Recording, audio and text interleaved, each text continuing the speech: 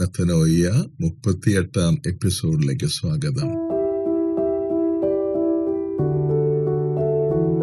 ഭക്ഷണാസക്തി.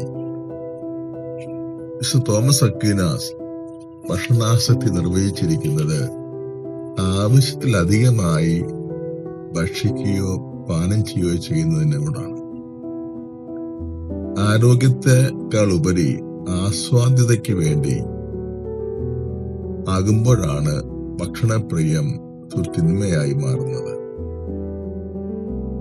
ദൈവത്തിലാണ് മനുഷ്യൻ ആനന്ദം കണ്ടെത്തേണ്ടത് എന്നതിനാൽ ഭക്ഷണപാനീയങ്ങൾ അത് കണ്ടെത്തുന്നത് മനുഷ്യന്റെ ജീവിത ലക്ഷ്യത്തിൽ നിന്ന് തന്നെയുള്ള വ്യതിചലനമായിട്ട് ആണ് എന്നാണ് അക്വീനാസ് പുണ്യവാൻ പഠിപ്പിക്കുന്നത്.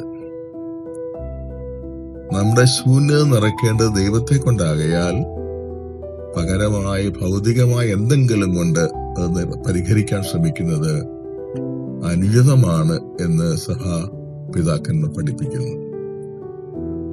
ആത്മനിയന്ത്രണമില്ലായ്മയുടെ പ്രകടമായ ഒരു തെളിവാണ് തോന്നുമ്പോഴൊക്കെ ഭക്ഷിക്കുന്നതും ഇഷ്ടപ്പെട്ട ഭോജ്യങ്ങൾ മാത്രം തിരഞ്ഞെടുക്കുന്നതും അവ അമിതമായി ഭക്ഷിക്കുന്നതും.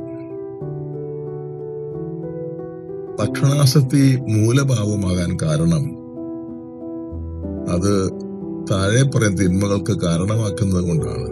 ഒന്ന്, ഭക്ഷണ ആലസ്യം മടി എന്ന ദുർഗുണത്തിലേക്ക് നയിക്കും.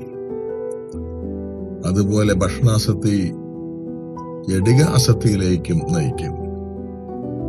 ഭക്ഷണത്തിലുള്ള മിതത്വമില്ലായ്മ വിനാശകരമായ ധാരാളിത്തത്തിലേക്കും മനുഷ്യനെ നയിച്ചേക്കും. ആത്മാവിന്റെ പുരോഗതിക്ക് ഹാനി വരുത്തുന്നതും ശരീരത്തിന്റെ പ്രവണതകളിലേക്ക് നമ്മൾ വലിച്ചിഴയ്ക്കുന്നതുമായ ഭക്ഷണാസക്തി നിശ്ചയമായും നിയന്ത്രിച്ചേ തീരൂ. ഭക്ഷണപാനീയങ്ങൾ മിതത്വം പാലിക്കാൻ മനഃപൂർവ്വം ശ്രദ്ധിച്ചുകൊണ്ട് നമുക്കതിന് പരിശ്രമിക്കാം. ദൈവം നമ്മെ അനുഗ്രഹിക്കട്ടെ. ദൈവത്തിന് സ്തുതി.